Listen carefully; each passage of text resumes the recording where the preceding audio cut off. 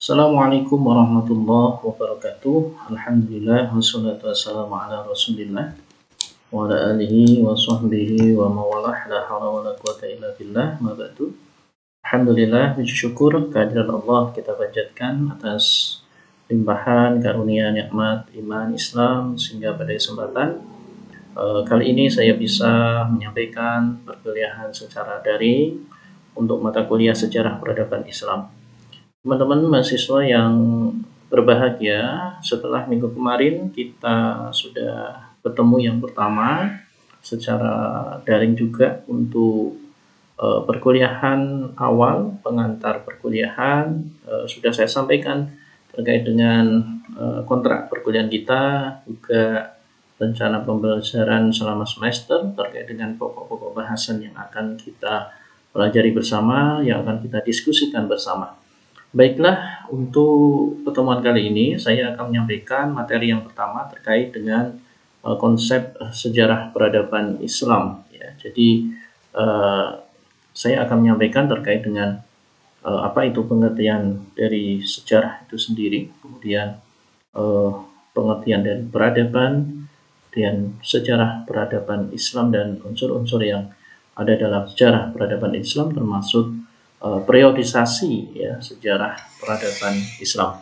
Baiklah, para mahasiswa yang berbahagia, saya awali dari yang pertama, yaitu terkait dengan pengertian sejarah. Ya, ada beberapa asal kata sejarah. Ya. Yang pertama dari bahasa Arab itu berasal dari kata sajarotun, ya, sejarah itu berasal dari kata sajarotun yang maknanya adalah pohon, ya, pohon atau keturunan, ya. Karena kenapa diartikan ya sejarah itu sajarotun? Karena jika kita melihat suatu struktur sejarah, maka akan terlihat itu seperti ranting, ya, atau cabang pada pohon, ya. Ya, ini juga misalnya terkait dengan contoh seperti silsilah ya para raja yang merupakan sejarah ya dari para raja itu sendiri ya. Kemudian asal kata sejarah yang lain itu berasal dari bahasa Inggris ya yang katanya itu history ya. Dari kata history itu yang memiliki arti masa telah lalu atau masa lalu manusia. Ya. Itu ya. Kemudian di bahasa Indonesia sendiri, ya, pengertian sejarah itu memiliki 3 arti. Ya. Yang pertama yaitu sejarah adalah asal mula, ya, atau silsilah. Kemudian sejarah adalah suatu peristiwa yang terjadi di masa lalu. Kemudian yang ketiga, sejarah adalah suatu cerita atau ilmu pengetahuan. Ya. Nah, ini pengertian sejarah secara bahasa, ya. Kemudian kalau menurut para tokoh ya terkait dengan definisi sejarah, misalnya Wija ini memaknai bahwa sejarah itu adalah suatu ilmu tentang segala sesuatu yang telah dialami manusia di waktu lampau ya, dan yang telah meninggalkan jejaknya di waktu sekarang ya. Nah, penekanan ini diletakkan yaitu pada aspek peristiwanya itu sendiri ya, yang tentu bersifat khusus dan segi-segi urutan perkembangannya ya. Kemudian ini disusun menjadi sebuah cerita sejarah ya, ini ya, ini menurut Wijaya. Kemudian tokoh yang lain menurut Edward Hallett Carr itu memaknai bahwa sejarah adalah suatu proses yang terus-menerus, itu interaksi antara sejarawan dan fakta-fakta yang ada padanya. Ya, suatu dialog yang nantinya antara masa sekarang dan masa silam. Nah, ini menurut Edward, ya, proses yang terus-menerus. Ya. Kemudian Huizinga maknai bahwa sejarah adalah bentuk rohaniah di mana suatu kebudayaan mempertanggungjawabkan masa yang lampau. Nah, ini ya. Nah. Kemudian menurut Ibnu Khaldun ya, memaknai bahwa sejarah adalah catatan tentang masyarakat umum, ya, manusia dan atau peradaban dunia tentang perubahan-perubahan yang terjadi pada watak masyarakat, tentang revolusi dan pemberontakan oleh segolongan rakyat melawan golongan yang lain. Nah, ini pengertian sejarah menurut Ibnu Khaldun, ya. Oke. Kemudian tokoh yang lain, Siti Ghazalba, memaknai sejarah adalah gambaran masa lalu, ya, tentang manusia dan sekitarnya sebagai makhluk sosial yang disusun secara ilmiah dan lengkap, meliputi urutan fakta masa tersebut dengan tafsiran dan penjelasan yang memberi pengertian dan kepahaman tentang apa yang telah berlalu itu, ya. Di gambaran masa lalu tentang manusia dan sekitarnya sebagai makhluk sosial. Nah, itu menurut Siti Ghazalba. Nah, kemudian apa saja sih yang masuk dalam unsur-unsur sejarah? Ya, ada tiga, ya, ada tiga unsur sejarah, yaitu manusia, ruang, dan waktu. Yang pertama adalah manusia. Ya, manusia itu adalah unsur sejarah yang paling utama. Mengapa dikatakan paling utama? Ini karena manusia itu merupakan tokohnya atau pemeran dari sejarah tersebut. Ya, jadi semua peristiwa atau kejadian yang ada itu tergantung dari perbuatan manusia dengan lingkungannya yang ada. Nah, itu ya.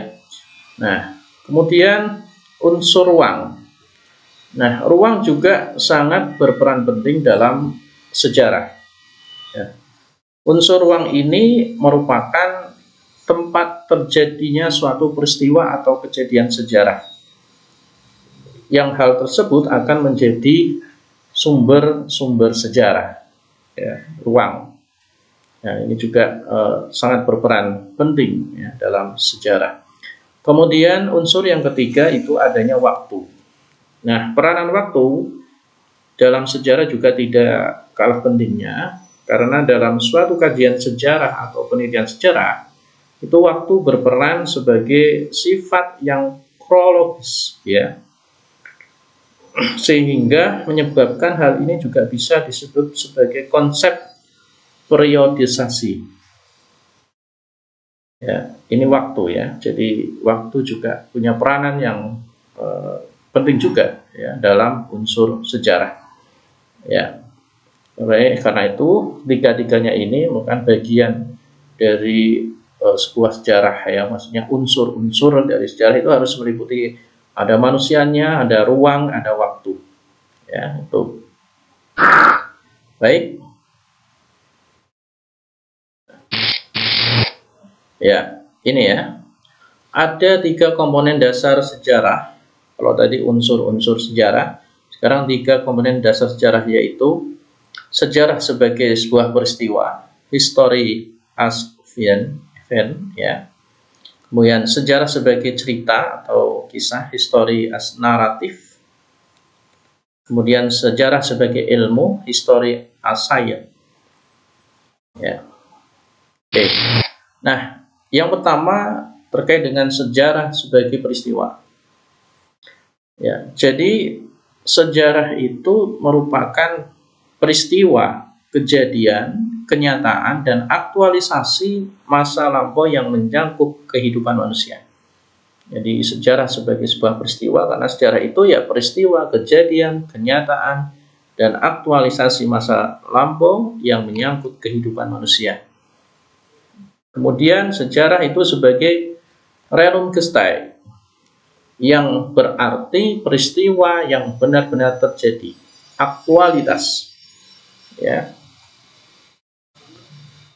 Kemudian sejarah juga merupakan jejak, ya, yang ditinggalkan, ya. Jejak yang ditinggalkan itu dapat berupa benda-benda, ingatan manusia ataupun tulisan, ya. Kemudian kejadian, ya, kejadian adalah kejadian hanya sekali terjadi, setelah berlangsung tidak dapat dianggap tidak pernah terjadi. Ya, ini bahwa sejarah sebagai peristiwa ini ya itu mempunyai pemaknaan ya ini tadi ya, sejarah adalah peristiwa, kejadian, kenyataan dan aktualisasi masa lampau ya yang menyangkut kehidupan manusia. Kemudian sejarah sebagai rerum gestae ya, peristiwa yang benar-benar terjadi. Kemudian jejak yang ditinggalkan dapat berupa benda. Kemudian kejadiannya adalah hanya sekali terjadi ya, terus setelah berlangsung tidak dapat dianggap tidak pernah terjadi. Baik, yang kedua, sejarah sebagai sebuah cerita. Nah, sejarah sebagai cerita ya atau kisah itu berupa narasi ya yang disusun berdasarkan memori, kesan dan tafsiran terhadap kejadian atau peristiwa yang telah terjadi di masa lampau ya. Nah, sebagai cerita, kisah itu berupa narasi yang disusun berdasarkan memori, kesan dan tafsiran terhadap kejadian atau peristiwa yang terjadi di masa lampau. Kemudian sejarah sebagai cerita itu juga tergantung pada siapa yang menceritakannya ya, maka kemudian memang versi ya, ada versi sejarah ya, sejarah cerita karena memang tergantung pada siapa yang menceritakan. Bisa jadi menceritakan yang sama tapi beda yang bercerita, kadang isinya juga tidak sama persis ya. Nah, itu sejarah sebagai cerita ya. Kemudian sejarah sebagai cerita itu dasarnya adalah jejak-jejak yang ditinggalkan dari sejarah ya. Oke, ini sejarah sebagai cerita. Kemudian yang ketiga yaitu sejarah sebagai sebuah ilmu. Nah, sejarah sebagai sebuah ilmu berarti mempelajari tentang kenyataan ya dengan cara mengadakan suatu kajian atau penelitian mengenai peristiwa sejarah ya. Jadi sejarah sebagai ilmu yaitu mempelajari tentang kenyataan dan cara mengadakan suatu pengkajian atau penelitian mengenai peristiwa sejarah ya. Kemudian sejarah sebagai ilmu berarti memiliki sebuah syarat ya, yaitu objektif, empiris, teori dan kesimpulan yang bersifat umum. Nah, ini ya. Kemudian untuk mencapai sebuah kebenaran perlu jalan tertentu ya, perlu adanya metode ya, maka syarat sebuah ilmu itu ya tentu punya metodologi ya. Kemudian kegiatan ilmiah tersebut disusun secara sistematis ya, secara sistematis. Kemudian kegiatan dan hasilnya pun harus punya objektivitas yang tinggi. Nah, ini ya, sejarah sebagai ilmu. Kemudian hasilnya adalah sekelompok kebenaran umum. Baik, ini sejarah sebagai ilmu. Dan yang ketujuh, dimungkinkan dilaksanakannya prediksi. Ya. Oke, kita berlanjut kepada pemahaman terhadap makna ya, kebudayaan dan peradaban ya, dua istilah yang penggunaannya hampir ya mirip sama ya, tapi ada enggak sebenarnya beda antara kebudayaan dan peradaban ya. Kalau kita sering mendengarkan ya antara kebudayaan dan peradaban, ini kan dua istilah yang pemakaiannya ya itu hampir mirip ya. Kalau mata pelajaran itu di tingkat madrasah itu menggunakan kebudayaan ya, sejarah kebudayaan Islam. Tapi di tingkat perguruan tinggi kita menggunakan istilah peradaban ya, sejarah peradaban Islam. Oke. Baik, kalau kita melihat bahwa istilah kebudayaan dan peradaban ini sebenarnya kan hanya mencakup persoalan istilah ya. Ya, istilah peradaban ini memang biasanya itu dipakai untuk bagian dan unsur kebudayaan yang halus dan indah. Ya, peradaban seperti kesenian, ilmu pengetahuan, ya sopan santun, ya sistem pergaulan yang kompleks dalam suatu masyarakat dengan struktur kompleksnya. Tetapi istilah peradaban juga sering ya, untuk menyebut kebudayaan yang mempunyai sistem teknologi, ya, seni bangunan, seni rupa, seni kenegaraan, ya, politik, ya, ilmu pengetahuan yang maju dan kompleks. Ya, jadi ini ya dalam pemakaiannya sebenarnya peradaban itu lebih pada bagian dan unsur yang halus dan indah, ya peradaban. Tapi juga dalam pembahasannya juga menyebut kebudayaan seperti sistem tadi itu ya, teknologi, seni,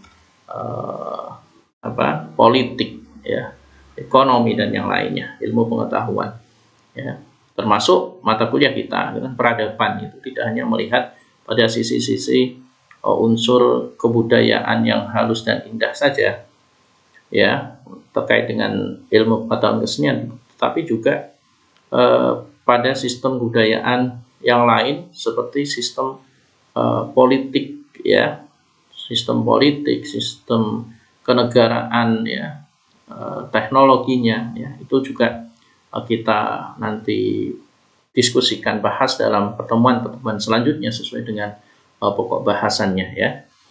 Baik, nah ini ya kalau kita mau melihat lebih detail lagi terkait dengan apa itu peradaban, ya. Kalau kita lihat ya bahwa peradaban itu punya dua sifat, ya, sifat dari peradaban. Yang pertama, peradaban itu punya sifat material konkret, ya, konkret, ya, kebudayaan yang konkret. Ya, maka kita mengenal ya kalau peradaban yang konkret berarti yang material, ya, yang berwujud, ya, bentuk, ya, maka seperti peninggalan sejarah bangunan, seni bangunan, ya, teknologi, ya, itu masuk pada peradaban yang material. Tetapi juga ada sifat peradaban yang imaterial, abstrak, ya, yang mungkin tidak berwujud tetapi bisa dirasakan. Misalnya terkait dengan peradaban tentang tata pergaulan, ya, sopan santun dan yang lainnya. Itu adalah bentuk-bentuk dari sifat peradaban yang imaterial, ya, yang abstrak. Nah, kemudian apa sebenarnya wujud dari peradaban itu sendiri? Ya, paling tidak ada 3 ya wujud dari peradaban. Yang pertama itu ya berupa ide, ya, ide gagasan, ya, ide gagasan, nilai, norma, aturan. Nah, itu wujud yang pertama dari sebuah peradaban, ya. Kemudian yang kedua, wujud dari peradaban itu sebuah aktivitas, kelakuan, ya, aktivitas manusia, ya, karena unsur tadi itu ya, unsur sejarah itu kan juga ada manusia, maka dalam peradaban juga wujud aktivitas, ya, manusianya itu juga itu bagian dari wujud peradaban, ya. Kemudian yang ketiga yaitu benda hasil karya manusia. Nah, itu wujud peradaban, ya, benda hasil karya manusia. Nah, maka kalau kemudian ini dikaitkan dengan yang sifat dari peradaban, maka ide, gagasan, nilai, norma, aturan ini kan menyangkut dan aktivitas kelakuan manusia ini menyangkut hal-hal yang bersifat imaterial, ya, abstrak. Kemudian kalau benda hasil karya manusia, maka ini sifat peradaban yang bersifat material, konkret, ya. Tuh. Baik. Lanjutannya yaitu terkait dengan isi, ya, isi dari peradaban itu sendiri. Apa sih isi dari peradaban? Ya, ini lebih detailnya lagi. Kalau tadi mungkin secara garis besar, ya, wujudnya. Nah, isinya apa saja? Nah, isi dari peradaban yaitu diantaranya yang pertama yaitu terkait dengan hal-hal yang berkaitan dengan peralatan dan perlengkapan hidup, ya. Nah, ini isi peradaban. Kemudian terkait dengan mata pencarian, sistem ekonomi, tani, produksi, ya. Kemudian terkait dengan sistem kemasyarakatan, ya, kekerabatan, politik, organisasi, hukum, kawin dan yang lainnya. Kemudian terkait dengan bahasa, lisan, tulisan. Nah, ini juga isi dari sebuah peradaban, itu kan bahasa, lisan, tulisan, ya. Nah, kemudian berupa kesenian, ya, bisa seni rupa, gerak, suara, tari, dan yang lainnya. Kemudian berupa ilmu pengetahuan, ya, ilmu pengetahuan, sains, teknologi. Kemudian juga isi peradaban berupa religi, berupa aspek-aspek agama, ya, religius, ya. Ini isi dari sebuah peradaban, ya. Kemudian menurut Ibnu Khaldun, ya, ini teman, ya, pendapat dari Ibnu Khaldun bahwa tanpa wujudnya sebuah peradaban, ya, tanda, ya, wujudnya sebuah peradaban adalah berkembangnya ilmu pengetahuan, ya, ya. Jadi benar bahwa sebuah peradaban itu, ya, wujudnya ya adanya perkembangan sebuah ilmu pengetahuan, ya. Nah, sebuah peradaban, ya, ilmu pengetahuan. Ya, kemudian maju dan mundurnya suatu peradaban dari suatu bangsa tergantung ataupun berkaitan erat dengan maju dan mundurnya ilmu pengetahuan suatu bangsa. Ya, menurut Ilmu Khaldun, ya, itu, ya, maju dan mundurnya suatu peradaban dari suatu bangsa tergantung ataupun berkaitan erat dengan maju dan mundurnya ilmu pengetahuan suatu bangsa. Kemudian ilmu pengetahuan tidak mungkin hidup tanpa adanya komunitas yang aktif mengembangkannya. Ya, jadi menurut Ibnu Khaldun, ilmu pengetahuan itu tidak akan mungkin hidup, ya, tanpa adanya sebuah komunitas yang aktif mengembangkannya. Oke, baik, kita lanjutkan terkait dengan elemen terpenting dalam peradaban, ya. Kalau tadi ada unsur dalam sebuah sejarah, ada manusia, ada ruang, ada waktu. Kalau ini adalah 3 elemen penting dalam peradaban, ya. Yang pertama yaitu adanya kemampuan manusia, ya, untuk berpikir yang menghasilkan sains dan teknologi. Ya, ini yang pertama. Kemudian kemampuan berorganisasi dalam bentuk kekuatan politik dan militer. Kemudian kesanggupan berjuang dan bertahan untuk hidup. Nah, ini, ya. Jadi 3 elemen penting dalam sebuah peradaban ini, ya, paling tidak ini 3 ini, yaitu yang pertama terkait dengan kemampuan manusia, ya, dalam menghasilkan sebuah pemikiran, ya, sains, ya, teknologi, ya, dalam wujud sains dan teknologi. Kemudian kemampuan dalam berorganisasi, ya, dalam bentuk kekuatan politik dan militer.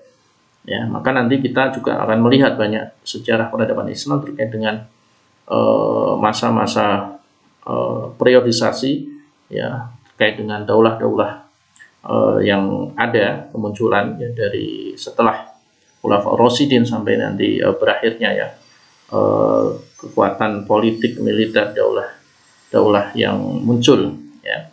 Kemudian yang 3 terkait dengan kesanggupan berjuang dan bertahan untuk hidup. Ini juga termasuk bagian dari elemen penting peradaban. Nah, maka kalau tadi kita membahas terkait dengan sejarah peradaban, budayaan, maka dari istilah tersebut kalau kemudian kita gabungkan, ya, menjadi sejarah peradaban Islam, maka dapat diartikan bahwa sejarah peradaban Islam itu diartikan sebagai perkembangan atau kemajuan kebudayaan Islam dalam perspektif sejarahnya. Ya, ya. Apa saja? Yang pertama yaitu kemajuan dan tingkat kecerdasan akal yang dihasilkan dalam suatu periode kekuasaan Islam, ya, mulai dari periode Nabi Muhammad sampai perkembangan kekuasaan Islam sekarang. Kemudian yang kedua yaitu terkait dengan sejarah hasil-hasil yang dicapai oleh umat Islam dalam lapangan kesusastraan, ilmu pengetahuan dan kesenian. Kemudian yang ketiga yaitu sejarah peradaban Islam terkait dengan kemajuan politik atau kekuasaan Islam yang berperan melindungi pandangan hidup Islam terutama dalam hubungannya dengan kebiasaan hidup bermasyarakat. Baik. Kemudian periodisasi sejarah Islam ya menurut Harun Nasution ya ini ada 3 fase periode, yaitu periode klasik, pertengahan, dan modern. Ya, ada 3 periode klasik 650 sampai 1250 Masehi, kemudian pertengahan 1250 sampai 1800, periode modern 1800 sampai sekarang. Oke, periode klasik ini kita mulai dari periode klasik. Untuk periode klasik ini juga disebut sebagai masa keemasan ya di dalam sejarah Islam. Ya, kenapa? Jadi di situ kan berkembang ya peradaban Islam yang memasuki masa kejayaan ya, keemasan dan ini dijadikan sebagai tolak ukur dan rujukan keteladanan. Ya, jadi dimulai pada masa Nabi yang kurang lebih 23 tahun, kemudian periode ini dunia Arab ya, di Arab itu sangat menonjol karena memang ya Islam hadir di sana ya, lahir di sana. Nah, pada masa klasik itu telah terwujud kesatuan budaya Islam di bawah naungan Islam ya dengan bahasa Arab. Nah, dan di masa ini ya maka klasik ini meliputi dari periode Nabi, kemudian Khulafaur Rasyidin, Bani Umayyah dan Abbasiyah awal ya, permulaan Abbasiyah. Nah, ini termasuk masa keemasan di periode klasik. Kemudian periode pertengahan itu munculnya 3 kerajaan besar, yaitu ada kerajaan Turki Utsmani, ada kerajaan Safawi, kemudian ada Mughal. Ya, ini fase 3 kerajaan besar pada periode pertengahan, baik pada masa berkembangnya ya, kemajuan sampai pada kemundurannya. Dan kemudian periode modern adalah tahun 18 ya 1800 sampai sekarang. Ya, pada masa ini telah terbentuk sistem masyarakat muslim yang bersifat global. Ya, masing-masing dibangun berdasarkan interaksi antara institusi negara Islam, ya, keagamaan dan institusi komunal Timur Tengah dengan institusi sosial dan kultural setempat. Nah, ini sudah dinamakan sebagai periode modern ya, ketika daulah-daulah Islam itu memang sudah tidak ada, mengalami kemunduran, tetapi juga muncul kembali sistem masyarakat muslim yang itu bersifat lebih global ya, lebih modern. Baik, para mahasiswa yang saya hormati, kira ini untuk pertemuan yang kedua kita ini terkait dengan konsep sejarah peradaban Islam, mulai dari definisi sejarah, definisi peradaban, kemudian definisi sejarah peradaban Islam, termasuk juga unsur-unsur yang ada dalam sejarah peradaban, dan kemudian yang terakhir kita tadi bahas terkait dengan periodisasi ya sejarah peradaban Islam.